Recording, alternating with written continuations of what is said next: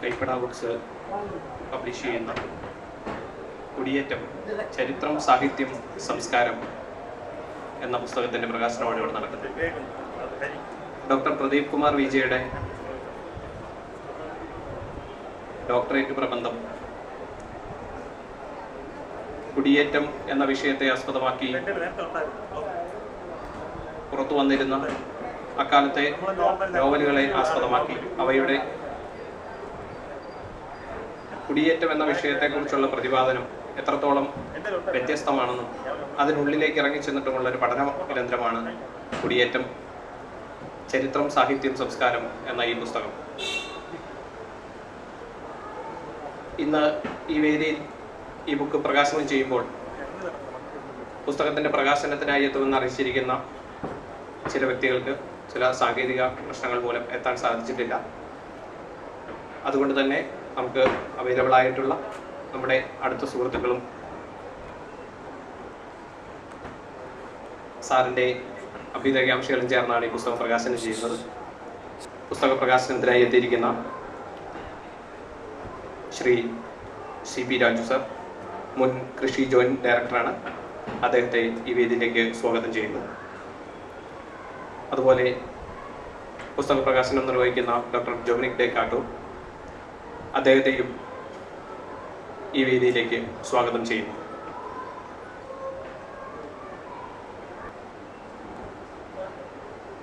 Doctor Vatsala മാം വേദിയിലെത്തിയിട്ടുണ്ട്. അതുപോലെ പുസ്തകത്തിൻ്റെ രചയിതാവും നമ്മുടെ പ്രിയങ്കരനുമായ ഡോക്ടർ പ്രദീപ് കുമാർ വിജയ്. ഈ പ്രകാശനത്തിൽ പങ്കെടുക്കാൻ എത്തിയിരിക്കുന്ന എല്ലാവരെയും കൈപ്പട ബുക്സിൻ്റെ പേരിലും KLIBF-ൻ്റെ പേരിലും സ്വാഗതം ചെയ്തുകൊണ്ട് പ്രോഗ്രാമിലേക്ക് കടക്കുന്നു. പുസ്തകത്തിൻ്റെ പ്രകാശന ചടങ്ങിനെ ആദ്യം നമുക്ക് നടക്കാം. പ്രകാശന ചടങ്ങിലേക്ക് ഏവരെയും സ്വാഗതം ചെയ്യും. പുസ്തകം പ്രകാശനം ചെയ്യാനായി MR തമ്പാൻ സാറും ഡോക്ടർ ഡൊമിനിക് ജെ കാട്ടൂരിനെയും ഏറ്റുവാങ്ങുന്നതിനുമായി ക്ഷണിക്കുന്നു.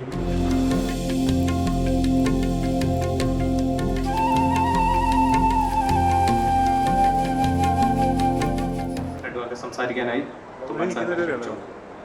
ശ്രീ ഡൊമിനിക് കാട്ടൂർ ഉൾപ്പെടെ വേദിയിലും സദസ്സിലുമുള്ള എത്രയും ബഹുമാന്യരെ, ഡോക്ടർ പ്രദീപ് കുമാർ രചിച്ച കുടിയേറ്റം ചരിത്രം, സാഹിത്യം, സംസ്കാരം എന്ന കൃതിയുടെ പ്രകാശന കർമ്മമാണ് ഇവിടെ നടന്നത്. കുടിയേറ്റത്തെക്കുറിച്ച് ടൈറ്റിൽ കാണുമ്പോൾ തന്നെ കാക്കനാടൻ്റെ ഒതേറെ നമ്മൾ ഓർത്തുപോകും. കുടിയേറ്റ കർഷകരാണ് നമ്മുടെ സാമ്പത്തിക രംഗത്തെ, കാർഷിക രംഗത്തെ ഏറ്റവും കൂടുതൽ ശക്തിപ്പെടുത്തിയത്. പക്ഷേ ഇന്നത്തെ കുടിയേറ്റക്കാരല്ല, അവരുടെ പൂർവികരുടെ ഒരു ചരിത്രമുണ്ട്. ആ ചരിത്രം എന്ന് പറയുന്നത് യാതനയുടെ, ദുരന്തങ്ങളുടെ, കഷ്ടനഷ്ടങ്ങളുടെ, വന്യമൃഗങ്ങളുടെ ആക്രമണങ്ങളെ, പ്രകൃതി ദുരന്തങ്ങളെ, ഇതിനെല്ലാം അതിജീവിച്ചുകൊണ്ടാണ് കുടിയേറ്റക്കാരവിടെ കാർഷിക വൃത്തി തുടങ്ങിയത്. നമ്മുടെ കാർഷിക രംഗം ഇത്രയും ശക്തമായതും അതിന് നമ്മൾ കടപ്പെട്ടിരിക്കുന്നത് കുടിയേറ്റക്കാരോടാണ്. കുടിയേറ്റത്തെ സംബന്ധിച്ച് അവരുടെ ചരിത്രത്തെക്കുറിച്ചും അതിനെ അവലംബമാക്കിക്കൊണ്ട് നിരവധി സാഹിത്യകൃതികൾ, പ്രത്യേകിച്ച് കഥകളും നോവലുകളുമെല്ലാം വന്നിട്ടുണ്ട്. സ്ത്രീയും പുരുഷനും മക്കളും അച്ഛനും അമ്മയുമെല്ലാം ഒരുമിച്ച് പ്രകൃതിയോട് മല്ലിടുന്ന ചരിത്രമാണ് കുടിയേറ്റക്കാർക്ക് പറയുവാനുള്ളത്. ഈ കൃതി രചിച്ചിരിക്കുന്നത് പ്രദീപ് കുമാർ എന്ന അധ്യാപകനാണ്. അദ്ദേഹത്തിൻ്റെ ഗവേഷണ വിഷയം, PhD-ക്കുള്ള ഗവേഷണ വിഷയവും കുടിയേറ്റ ചരിത്രമാണ്.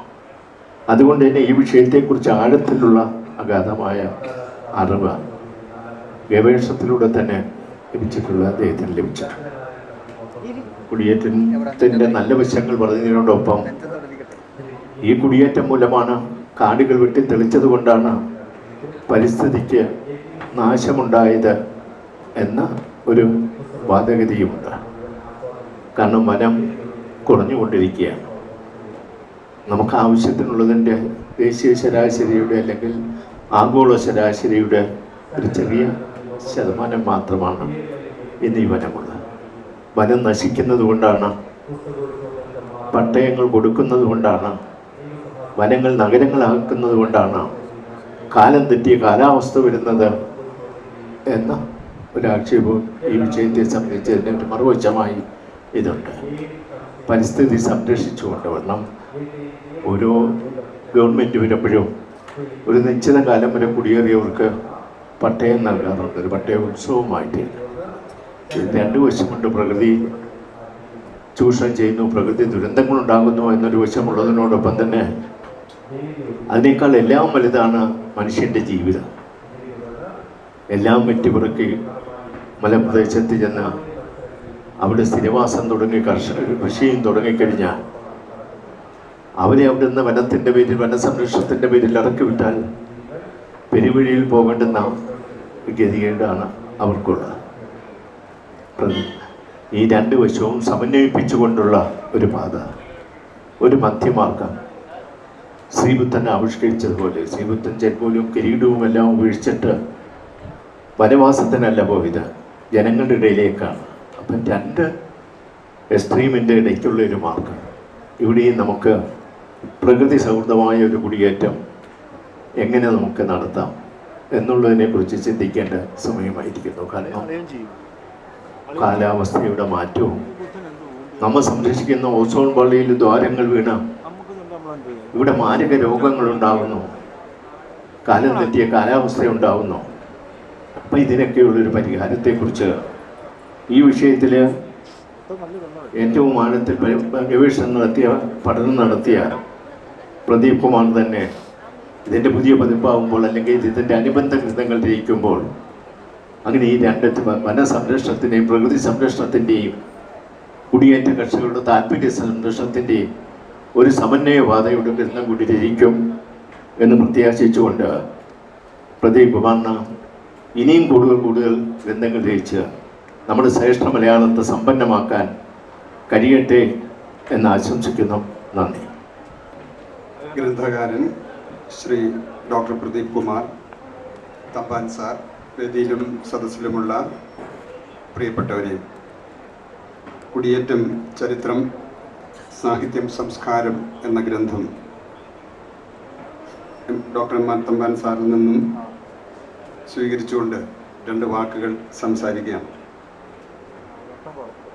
ഒരേ സമയം ഈ പുസ്തകം എൻ്റെയും കൂടി ജീവിതവുമായി ബന്ധപ്പെടുന്ന ഒരു പുസ്തകമാണ്. അത് ഞാൻ രണ്ട് വാക്കുകളിൽ പറയാം.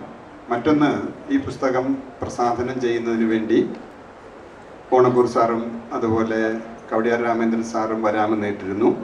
പക്ഷേ വളരെ ഉപേക്ഷിക്കാനാവാത്ത ഒന്ന് രണ്ട് സാഹചര്യങ്ങളുടെ ഒരു മരണം ഒക്കെ ആയിട്ട് ബന്ധപ്പെട്ട് അവർക്ക് രണ്ടുപേർക്കും വരാൻ കഴിഞ്ഞില്ല. മലയാളത്തിൽ പുസ്തക പ്രസാധന രംഗത്ത് ഭാഷാ ഇൻസ്റ്റിറ്റ്യൂട്ട് ഡയറക്ടറായും സർവ്വവിജ്ഞാനകോശം ഡയറക്ടറായും നിരവധി ബുക്കുകൾ മലയാളത്തിൻ്റെ വൈജ്ഞാനിക മേഖലയിലും സാഹിത്യ മേഖലയിലും ഒക്കെ സംഭാവന ചെയ്ത അവർ, പക്ഷേ ഇത്രയധികം പുസ്തകങ്ങൾ എഡിറ്റർ എന്നുള്ള നിലയിൽ മറ്റാർക്കും സംഭാവന ചെയ്യാൻ കഴിഞ്ഞിട്ടുണ്ടാവില്ല. എം ആർ തമ്പാൻ സാറിനെ തന്നെ ഈ പുസ്തകത്തിൻ്റെ പ്രകാശനത്തിന് ലഭിച്ചത് പ്രദീപിൻ്റെ വലിയ ഭാഗ്യമായി ഞാൻ കരുതുന്നു. അദ്ദേഹത്തിൻ്റെ കയ്യിൽ നിന്നും പുസ്തകം ഏറ്റുവാങ്ങാൻ കഴിഞ്ഞതും ഒരു വലിയ ഭാഗ്യമായി ഞാൻ കരുതുന്നു. തമ്പാൻ സാറിനും പ്രദീപിനും പ്രത്യേകം എൻ്റെ സന്തോഷം അവരെ അറിയിക്കുന്നു. ഈ കുടിയേറ്റം എന്നത് 1950കളിൽ ഹൈറേഞ്ചിലേക്ക് നടന്ന, ഹൈറേഞ്ചിൽ പ്രത്യേകിച്ച് ഇടുക്കി ജില്ലയിലെ നെടുങ്കണ്ടം അടുത്തുള്ള കല്ലാർപട്ടം കോളനി എന്ന് പറഞ്ഞ സ്ഥലത്തേക്ക് നടന്ന കുടിയേറ്റത്തിൽ ഒരാളായിരുന്നു എൻ്റെ അച്ഛനും. അങ്ങനെ ഞാനും ആ നാട്ടുകാരനാണ്. പ്രദീപ് അതിനടുത്തുള്ള ഒരു പ്രദേശത്തുള്ള ആളാണ്. കമ്പമേട് എന്നാണ് പ്രദീപിൻ്റെയൊക്കെ വീടിരിക്കുന്ന സ്ഥലം. അപ്പോൾ ഈ വിഷയവുമായി ഗാഢമായ ബന്ധം ഈ ജീവിതത്തെ നേരിട്ടുകൊണ്ട് അനുഭവിച്ചിട്ടുള്ള ആളാണ് പ്രദീപ്. മലയാളത്തിൽ ഗവേഷണം ചെയ്യണമെന്ന് ആഗ്രഹിച്ചപ്പോൾ ഇങ്ങനൊരു വിഷയം ഞങ്ങൾക്ക് തമ്മിലുള്ള സംഭാഷണങ്ങൾക്കിടയിലാണ് രൂപപ്പെട്ടു വന്നതും. മലയാളത്തിൽ നിരവധി നോവലുകൾ മലയാളത്തിൽ കുടിയേറ്റത്തെ അടിസ്ഥാനമാക്കി ഉണ്ടായിട്ടുണ്ട്. അപ്പോൾ ആ നോവലുകളെ കുറിച്ച് പഠിക്കാമെന്ന് തീരുമാനിച്ചപ്പോൾ സ്വാഭാവികമായും അതിൻ്റെ ഒരു സൈദ്ധാന്തിക മേഖല ഉണ്ടാകേണ്ടതുണ്ട്. അതിനുവേണ്ടി കേരളത്തിൽ നടന്ന കുടിയേറ്റങ്ങളുടെ ചരിത്രത്തെക്കുറിച്ച് പ്രദീപ് വിശദമായിട്ട് പഠിക്കുകയുണ്ടായി. അതിൻ്റെ ഭാഗമായിട്ടാണ് കുടിയേറ്റത്തിൻ്റെ ഒരു ഒരു ചരിത്രവും കുടിയേറ്റത്തിൻ്റെ ഒരു സാംസ്കാരിക പരിസരവും അതിൻ്റെ പിന്നിലുള്ള മനഃശാസ്ത്രപരമായ തലങ്ങളുമൊക്കെ വർക്കൗട്ട് ചെയ്യാൻ പ്രദീപിന് കഴിഞ്ഞത്. ഇത് പൂർണ്ണമായും അദ്ദേഹത്തിൻ്റെ പ്രബന്ധ രൂപമല്ല. ആ പ്രബന്ധത്തെ പശ്ചാത്തലത്തിൽ നിർത്തിക്കൊണ്ടുള്ള പഠനമാണ്. പ്രബന്ധത്തിൽ 4 നോവലുകളായിരുന്നു പ്രധാനമായും പഠിച്ചിരുന്നത്. പിന്നീട് മറ്റു ചില നോവലുകളെയും എഴുത്തുകാരെയും കൂടി അദ്ദേഹം കൂട്ടിച്ചേർക്കുകയായിരുന്നു ചെയ്തിരുന്നത്. കുടിയേറ്റം എന്നുള്ളത് സത്യത്തിൽ കേരളത്തിലെ മലബാർ കുടിയേറ്റം, അതുപോലെ തന്നെ ഹൈറേഞ്ചിലേക്ക് ഇടുക്കി ജില്ലയിലേക്ക് നടന്ന കുടിയേറ്റം മുതലായവയാണ് വളരെ പ്രധാനമായത്. അത് സ്വന്തം നാട്ടിൽ ജീവിക്കാനാവാത്ത ഒരു ഘട്ടത്തിൽ സാമ്പത്തികമായും സാമൂഹികമായും ഒട്ടേറെ അരികുവൽക്കരിക്കപ്പെടുമ്പോൾ, സാമുദായികമായിട്ടല്ല പലപ്പോഴും സാമ്പത്തികമായ പിന്തള്ളൽ ഉണ്ടാകുമ്പോൾ പലപ്പോഴും അവർക്ക് അവരുടെ ജീവിതത്തിൻ്റെ മുഴുവൻ തങ്ങളുടെ സമ്പാദ്യങ്ങൾ എന്ന് പറയാൻ കാര്യമായിട്ടൊന്നും ഉണ്ടാവില്ല, ഉള്ള സമ്പാദ്യങ്ങളും കുടുംബത്തിലെ ആൾക്കാരെയും ഒക്കെ കൂട്ടിച്ചേർത്തുകൊണ്ട് ഇവര് ജീവിതത്തിൽ മറ്റൊരു മേഖലയിലേക്ക് നടത്തുന്ന ആയിരുന്നു ശരിക്കും നമ്മുടെ കുടിയേറ്റം. ലോകത്തിൽ നടന്ന വിവിധ കുടിയേറ്റങ്ങളെ കുറിച്ചൊക്കെ പഠിക്കുമ്പോൾ അതിന് ഒത്തിരി ചരിത്രങ്ങൾ ഉണ്ടാവാം. അത് മറ്റു തരത്തിൽ അതിന് ഡയസ്പോറ സ്റ്റഡീസിന്റെ ഒക്കെ ഭാഗമായിട്ട് വരുന്ന ഒട്ടേറെ പഠനങ്ങൾ ഉണ്ടാവാം. പക്ഷെ കേരളത്തിൽ നടന്ന കുടിയേറ്റം അതിന്റെ അനുഭവിച്ച സാക്ഷികളാണ് ഞാനും പ്രദീപൊക്കെ. അപ്പോൾ അത്തരത്തിലുള്ള ജീവിതാനുഭവങ്ങൾ, കാരണവന്മാരാണ് കുടിയേറിയത്, പക്ഷെ അനുഭവങ്ങൾ പലപ്പോഴും പങ്കുവെച്ചത് ഞങ്ങൾക്കൊക്കെ നല്ല ഓർമ്മയുണ്ട്. അക്കാലത്തെ ജീവിതവും അക്കാലത്ത് അവർ നേരിട്ട രോഗങ്ങളും, മലമ്പനി പോലെയുള്ള മാരക രോഗങ്ങളും, പോയവരിൽ പലരും കുറെ കാലം കഴിഞ്ഞപ്പോൾ മലമ്പനിയൊക്കെ പിടിച്ചും പിന്നെ പലതരത്തിലുള്ള ആരോഗ്യ പ്രശ്നങ്ങൾ നേരിട്ടുമൊക്കെ മരിച്ചു. ഒട്ടേറെ പേര് വന്യജീവികളുടെ ആക്രമണത്തിൽപ്പെട്ട് മരിച്ചു. അങ്ങനെ പ്രസവത്തോടു കൂടി ഒത്തിരി സ്ത്രീകൾ മരണമടഞ്ഞു. അങ്ങനെയുള്ള അതിജീവനത്തിന്റെ ഒരു വല്ലാത്ത സാമൂഹ്യ സാഹചര്യമായിരുന്നു കുടിയേറ്റം. ഇത് ചരിത്രപരമായും സാമൂഹികമായും വിലയിരുത്തപ്പെടുന്നുണ്ട് ഈ ഗ്രന്ഥത്തിൽ. അതിനുവേണ്ടി അദ്ദേഹം അതിനെ എപ്രകാരമാണ് നോവലിലേക്ക് പലരായി പകർന്നു വെച്ചത് എന്നുള്ളത് അവതരിപ്പിക്കാൻ വേണ്ടി എസ് കെ പൊറ്റക്കാടിന്റെ വിഷകന്യക, എസ് കെ പൊറ്റക്കാട് യഥാർത്ഥത്തിൽ കുടിയേറ്റക്കാരനായിരുന്നില്ല. മലബാർ കുടിയേറ്റത്തിന്റെ പശ്ചാത്തലത്തിൽ അദ്ദേഹം എഴുതിയ നോവലാണ് വിഷകന്യക, അതുപോലെ കാക്കനാടന്റെ ഒറോദ, എം കോവൂരിന്റെ മലകൾ, പിന്നെ KJ ബേബിയുടെ ബസ്പുർഖാന എന്നീ 4 നോവലുകളെ സവിശേഷമായിട്ടും, അതുപോലെ നമ്മുടെ കാനം, EJ കാനം, അതുപോലെ തന്നെ മുട്ടത്തുവർക്കി, അതുപോലെ സുസ്മേഷ് ചന്ദ്രോത്ത് മുതലായവരുടെ കൃതികളെ സാമാന്യമായും പഠിച്ചുകൊണ്ട് കുടിയേറ്റ സംസ്കൃതിയുടെ ആഴങ്ങളിലേക്ക് കടന്നു പോകുന്ന ഒരു ഗ്രന്ഥമാണ് കുടിയേറ്റം, ചരിത്രം, സാഹിത്യം, സംസ്കാരം എന്നുള്ളത്. ചരിത്രത്തെ യഥാർത്ഥ വസ്തുതകളുടെ പിൻബലത്തിൽ അപഗ്രഥിക്കുകയും സാഹിത്യത്തെ അതിലെ കഥാപാത്രങ്ങളുടെയും കഥാപശ്ചാത്തലത്തിൻ്റെയും അവസ്ഥയിൽ പരിശോധിക്കുകയും അതിനുള്ളിൽ നിന്ന് രൂപപ്പെട്ടു വരുന്ന സംസ്കാരത്തെ സൂക്ഷ്മമായി വിശകലനം ചെയ്യുകയും ചെയ്യുന്ന ഗ്രന്ഥമാണ് ഡോക്ടർ പ്രദീപ് കുമാർ വിജയുടെ കുടിയേറ്റം, ചരിത്രം, സാഹിത്യം, സംസ്കാരം. എൻ്റെ സഹപ്രവർത്തകനായിരുന്നു ശ്രീ ഡോക്ടർ പ്രദീപ്. അതുപോലെ എന്നോടൊപ്പം ഞാൻ റിസർച്ച് ചെയ്ത ഗൈഡിനോടൊപ്പമാണ്, ഗൗഡിയാർ സാറിൻ്റെ കൂടെയാണ് റിസർച്ച് ചെയ്തത്. എൻ്റെ നാടിനെ കുറിച്ചുള്ള ചരിത്രമാണ്. അങ്ങനെ ഒത്തിരി വൈകാരികമായ അടുപ്പം പ്രദീപിൻ്റെ ഈ കുടിയേറ്റം എന്ന പുസ്തകത്തോട് എനിക്കുണ്ട്. ഇത് സ്വീകരിച്ചതിലുള്ള സന്തോഷം പങ്കുവയ്ക്കുന്നു. എല്ലാവരും പരമാവധി വായിക്കാൻ ശ്രദ്ധിക്കേണ്ട ഒരു പുസ്തകമാണെന്ന് സൂചിപ്പിക്കുന്നു. പ്രദീപിന് പ്രത്യേകം അനുമോദനങ്ങൾ. സ്റ്റേജിലുള്ള അദ്ദേഹത്തിൻ്റെ ഈ പുസ്തക പ്രകാശനത്തിനായി എത്തിച്ചേർന്നവരോട് എൻ്റെ സന്തോഷം അറിയിക്കുകയും ചെയ്യുന്നു. നന്ദി, നമസ്കാരം. ഇന്നത്തെ താരമായ doctor V J Pradeep Kumar ഉൾപ്പെടെ വേദിയിലും സദസ്സിലും ഉള്ള ബഹുമാന്യരെ സുഹൃത്തുക്കളെ, ഞാൻ സത്യത്തിൽ പ്രദീപിനെ ഒന്ന് അനുമോദിക്കാൻ വേണ്ടി മാത്രമാണ്, അല്ലെങ്കിൽ ഈ ചടങ്ങൊന്ന് വീക്ഷിക്കാൻ വേണ്ടി മാത്രമാണ് വന്നത്. കാരണം പ്രഗത്ഭരായ സാഹിത്യകാരന്മാരായിരുന്നു ഇതിൽ പങ്കെടുക്കേണ്ടിയിരുന്നത്. ഇങ്ങനെ വീണ് കിട്ടുന്ന അവസരങ്ങളൊക്കെ എനിക്ക് പലപ്പോഴും കിട്ടാറുമുണ്ട്. അപ്പോൾ അങ്ങനെ നിങ്ങളെപ്പോലെ ഇവിടെ ഓഡിയൻസിൻ്റെ കൂട്ടത്തിൽ വരാനിരുന്ന ഞാൻ, കാര്യം പ്രദീപ് എന്നെ വിളിച്ചപ്പോൾ എനിക്ക് അപ്പോഴേ പങ്കെടുക്കണം എന്ന് ആഗ്രഹം തോന്നി.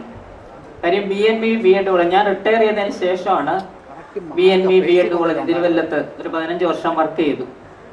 അതിലെ 7 വർഷം മുമ്പാണ്, 1 ഇയർ ബാച്ച് ആണല്ലേ, 2 ഇയർ അല്ലല്ലോ, 1 ഇയർ ബാച്ച് ആണ്. അപ്പൊ 2015 മുമ്പാണ്.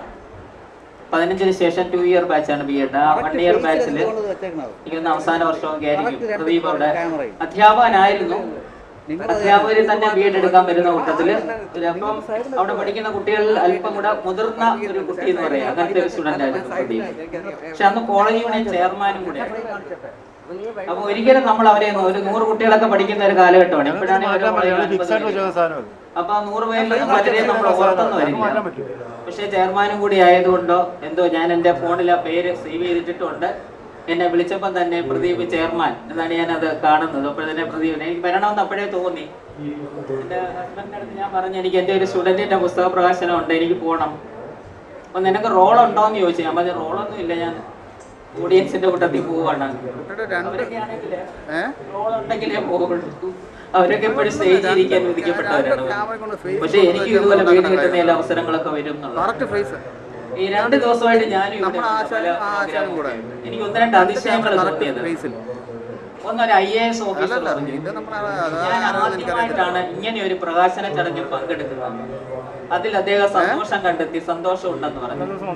അതെനിക്ക് ഒരു ഇതായിട്ട്, കാരണം ഇവിടെ ഒരു പുസ്തക പ്രകാശനത്തിന് പങ്കെടുക്കുക എന്ന് പറയുന്നത് അത്ര വലിയ കാര്യമൊന്നുമല്ല. പക്ഷെ ഒരു IAS ഓഫീസർ അത് പറഞ്ഞപ്പോൾ എനിക്ക് പ്രത്യേകത തോന്നി. വേറൊരു പ്രത്യേകത, ഒരു 7 വയസ്സുള്ള ഒരു പയ്യൻ, ഒരു കൊച്ചു കുഞ്ഞെന്ന് പറയാം, അത് ഇന്നലെ ഒരു പുസ്തകം ഇവിടെ പ്രകാശനം ചെയ്തു. ആ മോന്റെ പുസ്തകം പ്രകാശനം ചെയ്തു. അവന്റെ ഡയറി കുറിപ്പാണ് അത്. ഇതുപോലെ പരിസ്ഥിതിയുടെ കാര്യങ്ങളൊക്കെയാണ് ആ കുട്ടി പറഞ്ഞിരിക്കുന്നത്. അവന് മനസ്സിൽ തോന്നിയ കാര്യങ്ങളൊക്കെ എഴുതി വെച്ചു. അവൻ്റെ ഒരു അധ്യാപകരുടെ സഹായം കൂടെ കാണും. എന്തായാലും അതൊരു പുസ്തകമാക്കി. ആ പുസ്തകം എനിക്ക് കാണാൻ കഴിഞ്ഞില്ല, ഞാൻ ഓഡിയൻസിന്റെ കൂട്ടത്തിലായിരുന്നു. എന്നാലും ആ കുട്ടിയുടെ പ്രസംഗം എനിക്ക് വളരെ സന്തോഷമുണ്ട്. അവന് പഠിച്ചുകൊണ്ട് വന്ന ഒരു 4-5 സെന്റൻസ് ഒക്കെ പറഞ്ഞു കഴിഞ്ഞപ്പോൾ പിന്നീടൊന്നും പറയാനില്ല. അപ്പോഴിങ്ങനെ ഇടയ്ക്ക് പറയാണ് എനിക്ക് സന്തോഷമുണ്ട്, എനിക്ക് എല്ലാവരും കൈയടിച്ച് ആ കുട്ടിയെ പ്രോത്സാഹിപ്പിച്ചു എന്നുള്ളതാണ്. അപ്പൊ ഇത് എനിക്ക് തോന്നുന്നു ഓരോരുത്തരുടെ ഒരു ആഗ്രഹമാണ് തോന്നി. ഇവിടെ നിയമസഭയുടെ ഈ ഒരു ഉത്സവത്തിൽ ഇങ്ങനെ ഒരു പുസ്തകം പ്രകാശനം ചെയ്യണം എന്ന് ഓരോരുത്തർക്കും ആഗ്രഹം. ഇത് കാണുക എന്നുള്ളത് തന്നെ, ഇവിടെ വന്ന് ഇതെല്ലാം ഒന്ന് കാണുക എന്നുള്ളത് തന്നെ ഒരു പ്രത്യേകതയാണ്. അപ്പൊ അങ്ങനെയൊക്കെ ഒരു അനുഭവങ്ങൾ എനിക്കും ഉണ്ടായിട്ടുണ്ട്. എന്തായാലും പ്രദീപിന് PhD തീസിസ് ആണെങ്കിലും അതിനോടനുബന്ധിച്ചുള്ള പഠനമായാലും ശരി, ഒരുപക്ഷെ ഇത് അനുഭവിച്ച ഒരു വ്യക്തിയും കൂടിയാണ് പ്രദീപ്.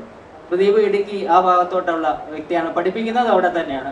ഭാര്യയുടെ എനിക്ക് തിരുവനന്തപുരമാണെന്ന് തോന്നുന്നു. അപ്പം ഇതെല്ലാം അനുഭവിച്ച് സ്വന്തം അനുഭവത്തിൽ നിന്ന് എഴുതിയ ഒരു പുസ്തകം കൂടി ആയതുകൊണ്ട് അതിന് അതിൻ്റെതായ പ്രത്യേകതകളുണ്ട്. എല്ലാവരും വായിക്കണം. ഞാൻ പ്രദീപിനെ ഒന്നുകൂടെ അനുമോദിച്ചുകൊണ്ട് എനിക്ക് ഒരു അവസരം തന്നതിൽ ഞാൻ ഒന്നുകൂടെ നന്ദി പറഞ്ഞുകൊണ്ട് നിർത്തുന്നു. നന്ദി, നമസ്കാരം. സഹൃദരെ, ഇങ്ങനെ ഒരു ചടങ്ങിൽ പെട്ടെന്ന് സംസാരിക്കേണ്ടി വരുമ്പം ഉണ്ടാകുന്ന ഒരു പ്രശ്നങ്ങളൊക്കെ ഉണ്ട്. ഞാൻ കൃഷി വകുപ്പിൽ ജില്ലാ ഓഫീസറായിട്ട് ഇരിക്കുമ്പോഴാണ് പ്രദീപ് എൻ്റെ കൂടെ അവിടെ വർക്ക് ചെയ്യാനായിട്ട് ഞങ്ങൾ ഒന്നിച്ച് വർക്ക് ചെയ്യാനുള്ള അവസരം. അപ്പോൾ എൻ്റെ അടുക്കലേക്ക് പ്രദീപ് വന്നപ്പോൾ ഞാൻ പേരൊക്കെ ചോദിച്ചു. അപ്പോൾ ഡോക്ടർ എന്ന് പറയുന്നില്ല, സംഘടനാ നേതാവൊക്കെയാണ്. അപ്പം ഞാനിങ്ങനെ ചോദിച്ചെന്തോരെ പഠിച്ചു. അപ്പം ചോദിച്ചൊക്കെ പറഞ്ഞു വന്നപ്പോഴത്തേക്ക് പറഞ്ഞു PhD എന്ന് പറഞ്ഞു. പിന്നെ ഡോക്ടറാണെന്ന് ചോദിച്ചു. ഡോക്ടറാണെന്ന് പറഞ്ഞു. പിന്നെ ഞാൻ ഡോക്ടർ പ്രദീപ് എന്നാണ് പറഞ്ഞത്. അപ്പം ഡോക്ടർ പ്രദീപ് എന്ന് ഞാൻ പറയാൻ തുടങ്ങിയപ്പോൾ തൊട്ട് ആളുകൾക്കൊരു സംശയം, ഇത് കളിയാക്കുകയാണോ. അദ്ദേഹം സഹപ്രവർത്തകരായിട്ട് പറഞ്ഞിരുന്നില്ല ഡോക്ടറേറ്റ് ഉള്ള ഒരാളാണ്. അതെ, പിന്നീട് ചോദിച്ചപ്പോഴാണ് ഈ സബ്ജക്റ്റിനെ പറ്റി പറയുന്നത്. പിന്നെ നമ്മൾ ചർച്ചകളിലൊക്കെ പോവുകയൊക്കെ ചെയ്തത്. അത് വിഷകന്യയുടെ ഒക്കെ കാര്യമൊക്കെ ഞാൻ പറഞ്ഞിരുന്നു. ഇതൊക്കെ അന്നേരം അറിയുന്ന അദ്ദേഹം ഈ ഗവേഷണത്തിൽ ഈ വിഷയങ്ങൾ, ഈ നോവലുകളൊക്കെ റെഫറൻസ് ആയിട്ട് ഉപയോഗിച്ചിരുന്നു. ഇതിനോടൊരു താല്പര്യം വന്നിരുന്നത് എന്താണെന്ന് വെച്ചാൽ, ഞാൻ സർവീസിൽ കയറുന്നത് എൻ്റെ തുടക്കം ഇടുക്കി ജില്ലയിലാണ് സർവീസ് തുടങ്ങിയത്. 1992 കുമ്പളിയിൽ നിന്നും വണ്ടമ്പേണ്ട് പോകുന്ന സ്ഥലത്തേക്കുള്ള ചക്കുവള്ളം എന്ന സ്ഥലത്തായിരുന്നു. അവിടെ ചെന്നപ്പോഴാണ് അറിയുന്നത്, അവിടെയൊക്കെ ഞങ്ങളുടെയൊക്കെ നാട്ടിലുള്ള ഒത്തിരി പേര് വീട്ടുപേരുകൾ അവിടെ ചെല്ലുന്നു ഞാൻ കേൾക്കുന്നു. ഈ വീട്ടുപേരൊക്കെ ഇത്രയും തുടർച്ചയായി വരുന്നെന്താന്ന് ചോദിച്ചു വന്നപ്പോഴാണ് അറിയുന്നത്, ഞങ്ങളുടെ നാട്ടിൽ നിന്നും വർഷങ്ങൾക്ക് മുമ്പ് അവിടേക്ക് കുടിയേറി പോയ ഒരു കൂട്ടം ആളുകളാണ്. 26 വയസ്സിൽ ഞാൻ കേട്ടിട്ടേ ഉണ്ടായിരുന്നുള്ളൂ ഇങ്ങനെ സംഭവങ്ങളെ പറ്റി. പിന്നീട് ഞങ്ങളുടെ നാട്ടിലേക്ക് അവർ ഒരിക്കൽ പോലും വന്നിട്ടില്ല എന്നുള്ള സത്യം. പ്രായമായ 10-80 വയസ്സുള്ള ആളുകൾ എൻ്റെ അടുത്തേക്ക് അപ്പം കാണാൻ പറ്റുന്നു, ഞങ്ങളുടെ നാട്ടിൽ നിന്ന് വന്ന ഓഫീസറാണെന്ന് പറയുന്നത്. അപ്പം ചോദിക്കുമ്പോൾ അവരുടെ റിലേറ്റീവ്സിനെയൊക്കെ എനിക്കറിയാം. അവർ 10-30-40 വർഷങ്ങളായിട്ട് കണ്ടിട്ട് പോലും ഇല്ല സഹോദരങ്ങളായിട്ട്. അതൊരു അത്ഭുതമായിരുന്നു. അപ്പൊ അന്ന് ചോദിച്ചപ്പോഴാണ് പറഞ്ഞത് കുടിയേറ്റത്ത് അന്ന് ഇടുക്കി ജില്ല ചിലപ്പോൾ തമിഴ്നാട്ടിലേക്ക് പോകും എന്നുള്ള കാരണത്താൽ അന്ന് പട്ടം താണുള്ള അങ്ങോട്ടൊക്കെയുള്ള കുടിയേറ്റം പ്രൊമോട്ട് ചെയ്തിരുന്നുവെന്നും അവിടേക്ക് അതിന്റെ മലയാളി പോപ്പുലേഷൻ ഉയർത്തുന്നതിന്റെ ഭാഗമായിട്ട് അങ്ങോട്ടേക്ക് വന്ന ആളുകളായിരുന്നു എന്നുള്ളത്. പിന്നീട് അവരുടെ കഷ്ടപ്പാടുകൾ, അപ്പൊ അവിടുത്തെ സ്ഥലങ്ങൾക്കൊക്കെ പേരില്ല, 6-ാം മൈൽ 7-ാം മൈൽ 8-ാം മൈൽ എന്നുള്ള പറയുന്നു. പിന്നെ ഉമ്മാക്കട, മാട്ടുക്കട്ട, ബാലമ്പിള്ള സിറ്റി, ഇങ്ങനെയൊക്കെയുള്ള പ്രദേശങ്ങളൊക്കെ പേരില്ലാത്ത ഒരു സ്ഥലത്തു നിന്നും പേര് രൂപപ്പെട്ട് നാടായിട്ട് മാറിക്കൊണ്ടിരിക്കുന്ന ആ ചരിത്രങ്ങളൊക്കെ അവരിൽ നിന്നാണ് ഞാൻ തിരിച്ചറിഞ്ഞത്. അദ്ദേഹത്തിന്റെ ഈ പുസ്തകങ്ങൾ തീർച്ചയായും അങ്ങനെ ഒരു ഉൾക്കാഴ്ച പുതിയ തലമുറയ്ക്ക് ഉണ്ടാകുമെന്നുള്ളതാണ്. പ്രദീപൊക്കെ അതിനുശേഷം വന്ന തലമുറയാണ്. അപ്പം കഷ്ടപ്പെട്ട ഒരു പ്രകൃതിയോട് മല്ലടിച്ച ഒരു വലിയ സമൂഹമാണ് ഈ നമ്മുടെ കുടിയേറ്റ കർഷകർ. ഇന്ന് പാരിസ്ഥിതിക പ്രശ്നങ്ങളെ പറ്റിയൊക്കെ ചർച്ച നടക്കുകയാണ്. ഇതിനെപ്പറ്റി കൂടുതൽ കൺസേൺ ആയിട്ടുള്ള ദേശീയ തലത്തിൽ തന്നെ ചർച്ച കാരണക്കാരനായിരുന്ന ഗാഡ്ഗിൽ കഴിഞ്ഞ ദിവസം നമ്മളെ വിട്ടുപോയി. അപ്പോൾ അതൊക്കെ പുതിയ പുതിയ മേഖലയിലേക്ക് ചർച്ച തുറന്നും വന്നുകൊണ്ടിരിക്കുന്നു. ഈ പുസ്തകവും അതിനുള്ള ചർച്ചകൾക്കുള്ള വഴി തുറക്കുന്ന ഒന്നായിട്ട് മാറട്ടെ എന്ന് ആശംസിച്ചുകൊണ്ട് എൻ്റെ വാക്കുകൾ. ഈ വേദിയിൽ ഈ പുസ്തക പ്രകാശനത്തിൽ പങ്കെടുക്കാൻ എത്തിച്ചേർന്നിട്ടുള്ള വിശിഷ്ടാതിഥികളെ, അതുപോലെ തന്നെ സദസ്സിൽ എത്തിച്ചേർന്നിരിക്കുന്ന ഏറ്റവും പ്രിയപ്പെട്ട സുഹൃത്തുക്കളെ, കുടുംബാംഗങ്ങളെ, കുടിയേറ്റം, ചരിത്രം, സാഹിത്യം, സംസ്കാരം എന്ന് പറയുന്ന ഈ പുസ്തകം തീർച്ചയായും ഡൊമിനിക് സാർ പറഞ്ഞതുപോലെ ഞങ്ങളുടെയൊക്കെ ജീവിതത്തോട് ചേർന്ന് നിൽക്കുന്ന ഒരുപാട് അനുഭവങ്ങളിൽ നിന്ന് ഉരുത്തിരിഞ്ഞ് ഉണ്ടായ ഒരു പുസ്തകമാണ്. കുടിയേറ്റക്കാരെ സംബന്ധിച്ചിടത്തോളം പലപ്പോഴും തങ്ങൾ ആരാണെന്ന് മറ്റുള്ളവർ പറഞ്ഞ് അറിയേണ്ട ഒരു അവസ്ഥ ഈ അടുത്ത കാലം വരെ ഉണ്ടായിരുന്നു. പുസ്തകങ്ങൾ എഴുതുന്ന കാര്യത്തിൽ, കലാപരമായ മികവുകൾ തെളിയിക്കുന്ന കാര്യത്തിലൊക്കെ പിന്നോട്ട് നിൽക്കുന്ന ആളുകൾ, പലപ്പോഴും പുസ്തകങ്ങൾ കലാകാരന്മാരെ കാണണമെങ്കിൽ മറ്റ് ജില്ലകളിലേക്ക് പോകണം. എല്ലാം കൃഷിയും മണ്ണിനോടുള്ള പടവെട്ടലുമൊക്കെയായി, മൃഗങ്ങളെ വളർത്തലുമൊക്കെയായി ഇങ്ങനെ ജീവിക്കാൻ വേണ്ടി നെട്ടോട്ടം ഓടുന്നതിനിടയിൽ പലപ്പോഴും കലയും സാഹിത്യവും ഒക്കെ നഷ്ടപ്പെട്ടു പോയിട്ടുണ്ട്. സ്വാഭാവികമായി അത് ആ വിഭാഗത്തെ, ജനവിഭാഗത്തെ സാംസ്കാരികമായി തങ്ങൾക്ക് എന്തോ ഒരു അപകർഷതയുണ്ട് എന്ന ഒരു ബോധം അറിഞ്ഞോ അറിയാതെയോ ഞങ്ങളുടെയൊക്കെ തലമുറകളിൽ ഉണ്ടായിട്ടുണ്ട്. എപ്പോഴും തിരുവനന്തപുരം, തൃശ്ശൂർ, അങ്ങനെയൊക്കെ കണ്ണൂർ എന്നൊക്കെ കേൾക്കുമ്പോൾ ഒരുപാട് ചരിത്രമുള്ള സ്ഥലങ്ങൾ. നമുക്ക് അങ്ങനെ പറയാനായിട്ടൊന്നുമില്ല. ഉള്ളതിലൊക്കെ എഴുതി വച്ചിരിക്കുന്ന നോവലുകളിലും ചരിത്രങ്ങളിലുമൊക്കെ വെറുതെ സമ്പത്തുണ്ടാക്കാൻ വേണ്ടിയിട്ട് പണത്തോടുള്ള ആർത്തി കൊണ്ട്, മണ്ണിനോടുള്ള ഇഷ്ടം കൊണ്ട്, ആഗ്രഹം കൊണ്ട്, അത്യാഗ്രഹം കൊണ്ട് അങ്ങനെ പോയി അവിടെ പോയി നരയിക്കുന്ന ആളുകൾ എന്നുള്ള ഒരു പൊതു സമീപനം നമ്മുടെ സമൂഹത്തിലുണ്ട്. പലപ്പോഴും 1970-നൊക്കെ ശേഷം വന്ന, സൈലന്റ് വാലിക്കൊക്കെ ശേഷം വന്ന ഒരു പാരിസ്ഥിതിക ബോധമുണ്ട്. ആ പാരിസ്ഥിതിക ബോധം വെച്ച് 1920 മുതൽ 1960 വരെ നീണ്ടുനിന്ന കേരളത്തിലെ കുടിയേറ്റത്തെ വീക്ഷിക്കുകയും കുടിയേറ്റക്കാരാകെ കുറേ അതിൻ്റെ മുൻപന്തിയിലുള്ള കുറേ വൻകിട കയ്യേറ്റക്കാരെ വെച്ചുകൊണ്ട് കുടിയേറ്റക്കാരെ ആകെ അളക്കുകയും ചെയ്യുന്ന ഒരു സാമൂഹ്യ സാഹചര്യം, അതിനെക്കുറിച്ചാണ് തീർച്ചയായും ഈ പുസ്തകത്തിലുള്ളത്. യഥാർത്ഥത്തിൽ ആരാണ് കുടിയേറ്റക്കാർ? അവരുടെ ജീവിത ദർശനം എന്താണ്? നമ്മുടെ സമൂഹം നമുക്കറിയാം, ഈ ആളുകളൊക്കെ തന്നെ അവരുടെ സൗകര്യങ്ങളിൽ ഒതുങ്ങി ജീവിച്ച് എങ്ങനെയെങ്കിലുമൊക്കെ ജീവിക്കാമെന്ന് തീരുമാനിച്ചിരുന്നെങ്കിൽ ഇന്ന് കാണുന്ന കേരളം ഉണ്ടാവില്ലായിരുന്നു. കേരളത്തിൻ്റെ ഒരു നല്ല ഭാഗമെന്ന് പറയുന്നത് വനമായിരുന്നത് വെട്ടിത്തെളിച്ച് ഒരുപാട് പ്രതിസന്ധികളോട് പൊരുതി, രോഗങ്ങളോട് മല്ലിട്ട്, കാലാവസ്ഥയോട് പൊരുതി അവർ നേടിയെടുത്തതാണ്. ഇന്ന് അതൊക്കെ ഈ പറയുന്ന ഈ നാട്ടുംപുറ വാസികളായിട്ടുള്ള ആളുകളൊക്കെ പൊന്നും വില കൊടുത്ത് അവിടേക്ക് റിസോർട്ടുകളും മറ്റ് സംവിധാനങ്ങളുമായിട്ടൊക്കെ വരുന്നുണ്ട്. പക്ഷേ ഒരു കാലത്ത് അവിടെ പോയാൽ മരണം ഉറപ്പാണെന്നുള്ള ഒരു സാഹചര്യത്തെ ഒരു മനഃശക്തി മാത്രം മുൻനിർത്തിക്കൊണ്ട് കൈക്കുഞ്ഞുങ്ങളെ, ഗർഭിണികളായിട്ടുള്ള സ്ത്രീകളെയൊക്കെ കൂട്ടിക്കൊണ്ട് അത്തരമൊരു വന മേഖലയിലേക്ക് പോകുന്ന ആളുകളുടെ ചങ്കൂറ്റത്തെ നമുക്ക് എത്ര അഭിനന്ദിച്ചാലും മതിയാവില്ല. അപ്പോൾ അതുകൊണ്ട് തന്നെ കുടിയേറ്റം എന്ന് പറയുന്നത് വലിയ മനുഷ്യൻ്റെ മഹാവീര്യത്തിൻ്റെ, അവൻ്റെ തോൽക്കാത്ത ഇച്ഛാശക്തിയുടെ ഒരു പ്രതിഫലനമാണ്, പ്രതീകമാണ്. അതിൻ്റെ ഒരു അടയാളമായിട്ട് കുടിയേറ്റത്തെ കാണാൻ കഴിയും. ഞാൻ ആ കാര്യങ്ങളൊന്നും സമയക്കുറവ് കൊണ്ട് പറയുന്നില്ല. ഇതിന് നന്ദി പറയുക എന്നുള്ള എൻ്റെ കടമയിലേക്ക് ഞാൻ കടക്കുകയാണ്. ഈ പുസ്തകം പ്രകാശനം ചെയ്തത് ബഹുമാനപ്പെട്ട ഭാഷാ ഇൻസ്റ്റിറ്റ്യൂട്ടിൻ്റെ മുൻ ഡയറക്ടറായിട്ടുള്ള ഡോക്ടർ MR തമ്പാൻ സാറാണ്. സാറിനെ സംബന്ധിച്ചിടത്തോളം എൻ്റെ ആദ്യത്തെ പുസ്തകം പ്രൊഫസർ ജോസഫ് മുണ്ടശ്ശേരി എന്ന് പറഞ്ഞ ജീവചരിത്രം ഭാഷാ ഇൻസ്റ്റിറ്റ്യൂട്ടിലാണ് പുറത്തു വന്നത്. അപ്പോൾ ആ ഒരു സ്നേഹവും കടപ്പാടും അദ്ദേഹത്തോട് എനിക്ക് എന്നുമുണ്ട്. അദ്ദേഹത്തെ ഈ പരിപാടിയിൽ പങ്കെടുത്തതിന് ഞങ്ങളുടെ ക്ഷണം സ്വീകരിച്ച് ഈ പുസ്തക പ്രകാശനം നിർവഹിച്ചതിന് ഹൃദയം നിറഞ്ഞ് നന്ദി രേഖപ്പെടുത്തുന്നു.